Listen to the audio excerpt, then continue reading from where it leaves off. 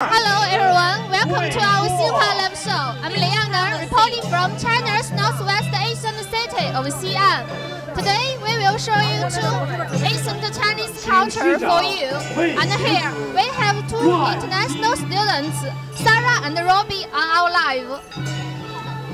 Hello, I'm Ruby from Xi'an Jiaotong University and I'm from England. Hello everyone, I'm Sarah. I'm also from Xi'an Jiaotong University and I'm from Italy. Today we will experience the Chinese adult ceremony and tea culture. Today we are China's northwest ecenter of Xi'an. It's the ancient capital of China with more than 3,100 years history. It's also the start of the Silk Road. Yes, Xi'an is really a fabulous city. It's not only the birthplace of the Chinese nation, but also the birthplace of human civilization in Asia. Today we will show two ancient Chinese cultures for you. Of course, it's a special experience for foreigner students. This ceremony marks a person's transition to adulthood. The coming of age ceremony is held for boys over 22 years old and girls over 15 years old in ancient China.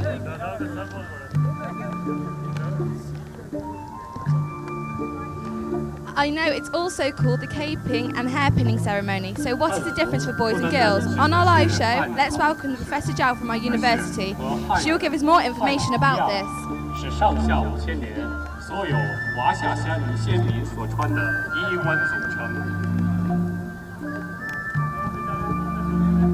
Yes, you are right. When a young man reached 18 or 20 years old, the caping ceremony should be held.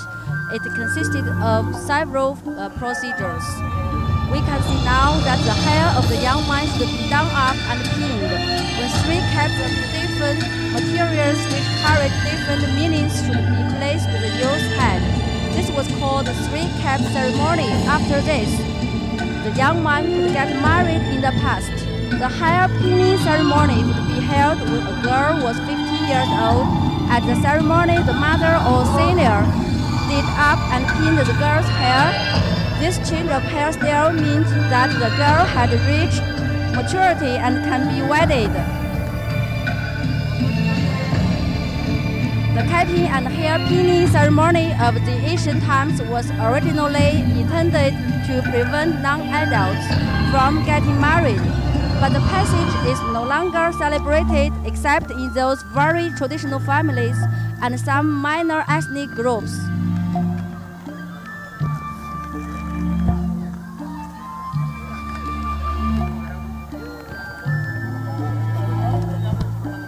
Thank you so much for Professor Zhou's attendance. I'm Liana, reporting from China's northwest ecenter of Xi'an. This is the coming of age ceremony.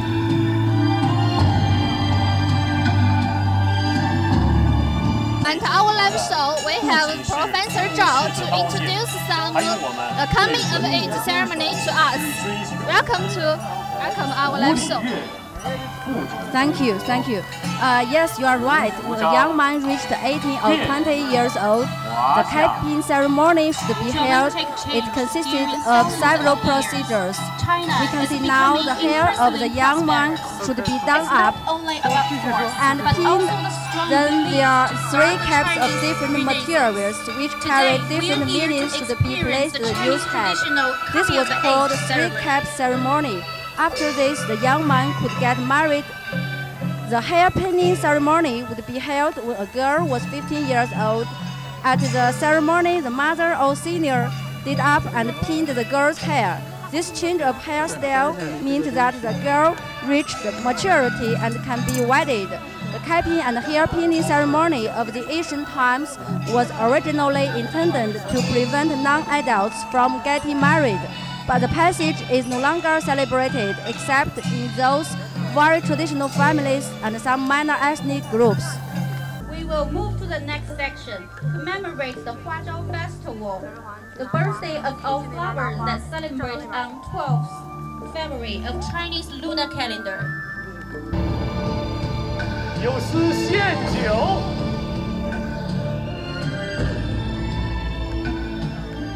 Burn incense, offer the flowers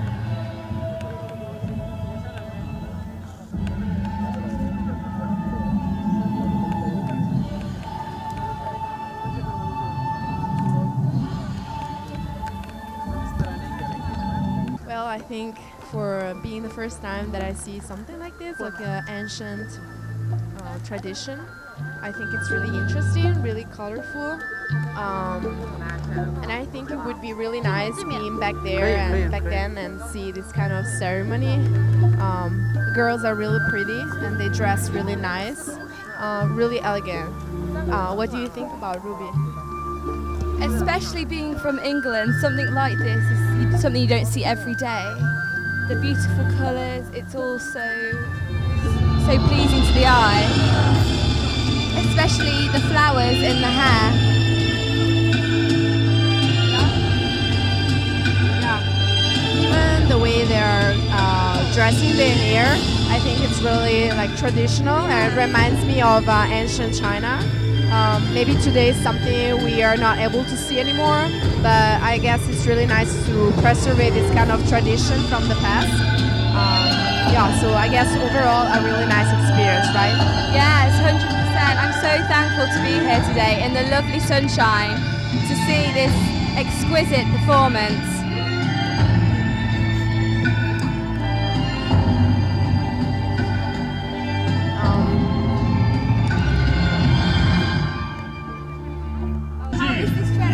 This dress very much. Yeah, I love it very much because it's a very traditional costume from our Tang Dynasty. So we love it and we love this festival.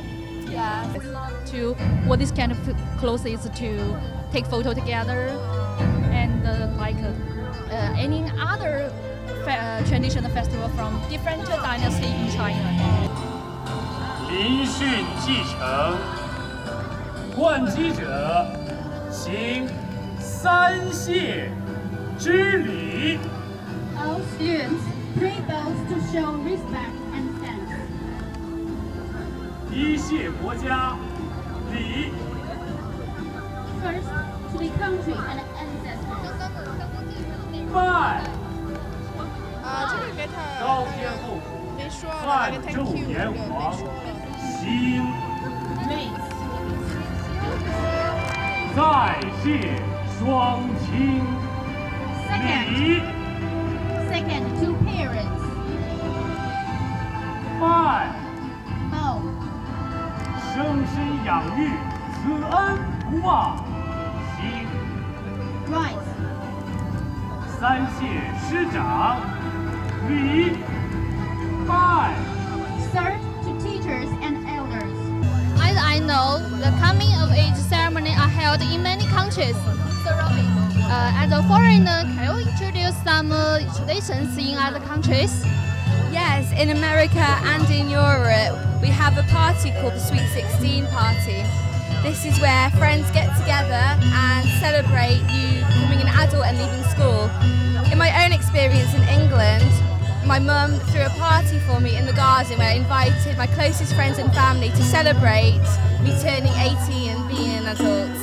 In England, it's 18. In America, it's sometimes 16. It just all depends.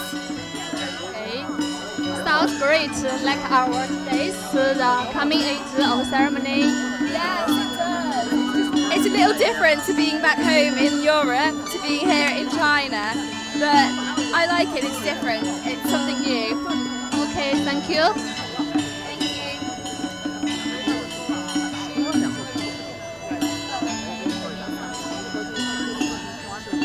Actually, I think we don't have such a tradition.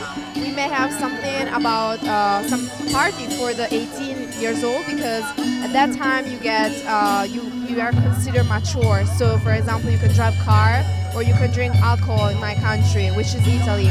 But other than that, we just don't prepare something like this. We just assist to. It's more like a party with family and friends. It's more like familiar, not such a formal party. Now we are at Shijingli in China, Northwest Asian province, Xi'an City. Shijing in Chinese means in the Book of Songs.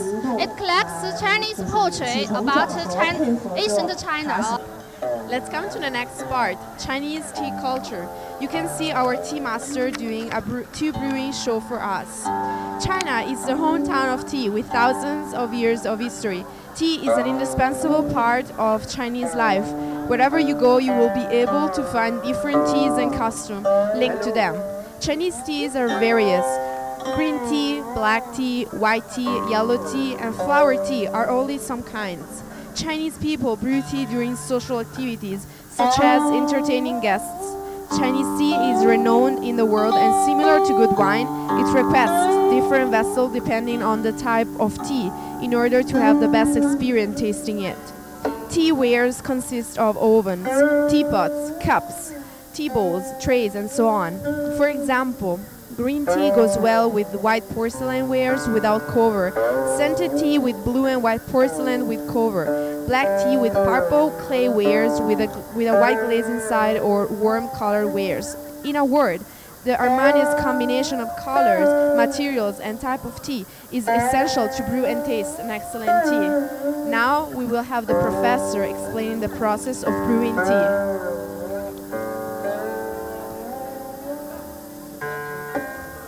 Ruby, since you're from England, and England is really famous for tea, the afternoon tea, what do you think is something that is similar in China and also in England? Well, we do it slightly differently, not so professional. We have it as more casual. So morning, we have a cup of tea. During lunch, we have a cup of tea. For dinner, we have a cup of tea. Before we go to bed, we have a cup of tea. And we don't quite do it like that. All we can do is boil the kettle, put it on our tea bag, and then that's pretty much done. But watching this is truly spectacular. And what about the traditional 5 p.m. tea? Don't you have that in the afternoon? No, we just stick to the standard English tea.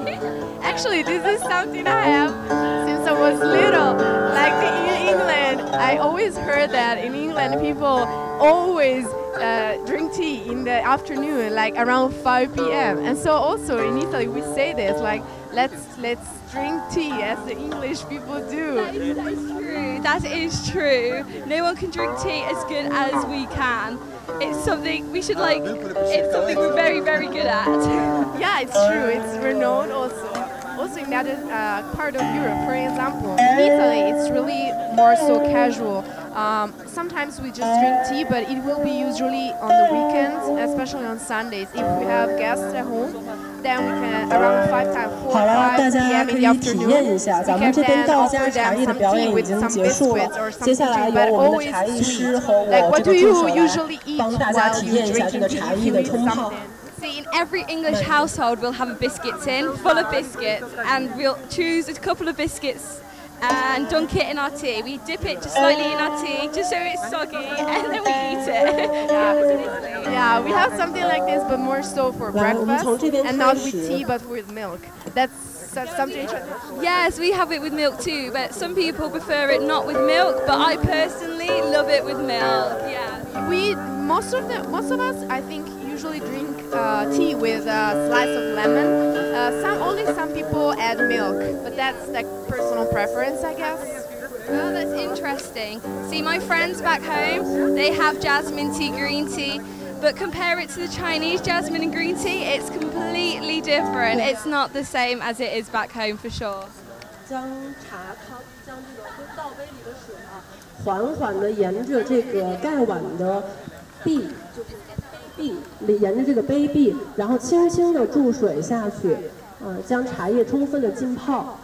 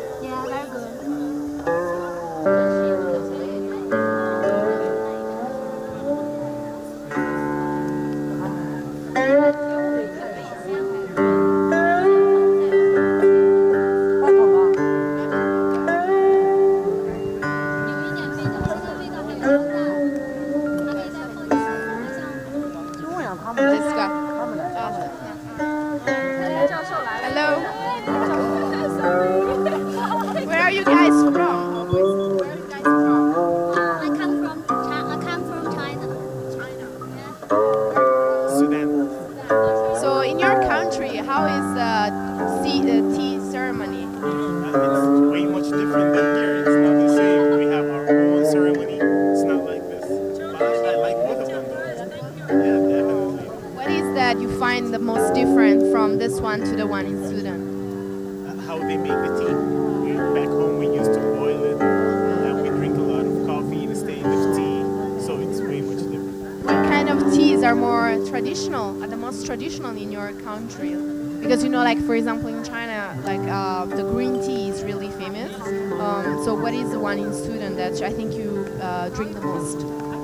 We have the mint tea, we have the hibiscus tea, and the black teas, definitely. So like a lot of flowers also. Oh, okay. Have you tried this Chinese tea?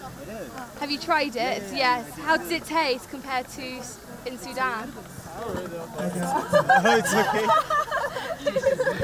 It's nice. Ours is a little bit more sweeter, but that one is nice. What about you? What is the tea that you drink the most? Green tea. Yeah, green tea. Green tea is nice. You like tea, right?